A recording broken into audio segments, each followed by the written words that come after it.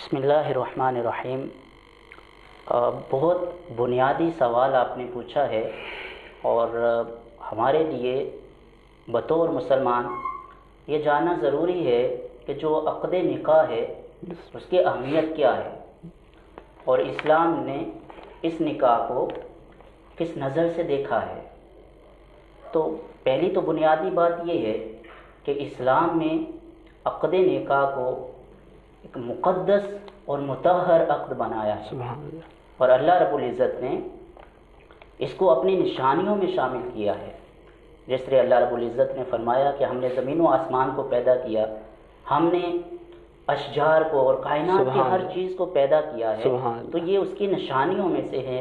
اسی طرح اللہ رب العزت نے فرمایا کہ ہم نے یہ عقد نکاح کو بنا کر اس کو اپنی نشانیوں میں شامل کیا، اور اس کا ذکر کیا قرآن مجید میں۔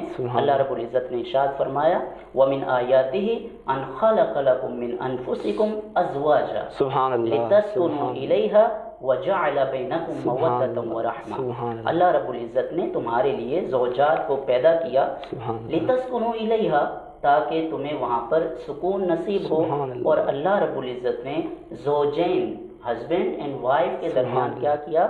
مودہ و رحمہ، یعنی مودت اور رحمت کو رکھ دیا ہے۔ تو یہ ایک بہت ہی بنیادی چیز ہے کہ اسلام نے عقد نکاح کو ایک قدسیت دی ہے، اس کو ایک پاک طاہر و مطہر جو عقد ہے وہ بنایا ہے، اور یہ انسان کی فطرت میں رکھا ہے۔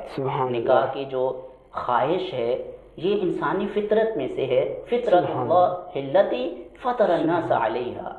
تو یہ کوئی ایسی غیر فطری چیز نہیں ہے کہ اگر انسان کا میلان نکاح کی طرف ہوتا ہے، کیونکہ اللہ رب العزت نے جب آدم علیہ السلام کو پیدا کیا، جنت میں ان کو رکھا، اور جنت کی تمام نعمتیں ان کو عطا کی، جتنی بھی نعمتیں تھیں جنت کی وہ سب عطا کی۔ اس کے باوجود آدم علیہ السلام کچھ ایسی چیز ان کے اندر تھی جس کو وہ فیل کرتے تھے کہ اس چیز کی کمی ہے، تو اللہ رب العزت نے اس کمی کو، ان کی اس خواہش کو دیکھا اور اس کو اسی خواہش کے مطابق ان کو عطا کیا۔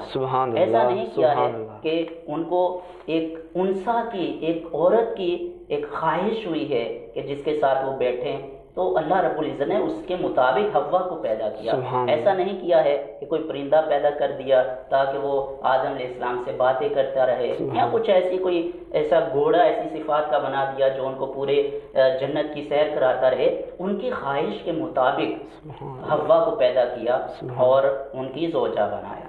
تو اس سے یہ پتہ چلتا ہے کہ جو عقد نکاح ہے ایک تو فطری چیز ہے، اور دوسرا اسلام نے اس کو ایک طاہر اور مطہر عقد بنایا ہے، اور مسلمانوں کے کندھوں پر یہ بہت بڑی ذمہ داری ڈال دی ہے کہ یہ عقد وہ ہے جو اللہ نے بنایا ہے، اور آپ کو اس کی قدسیت کا اور اس کی اہمیت کا اندازہ کرتے ہوئے اسے ڈیل کرنا ہے۔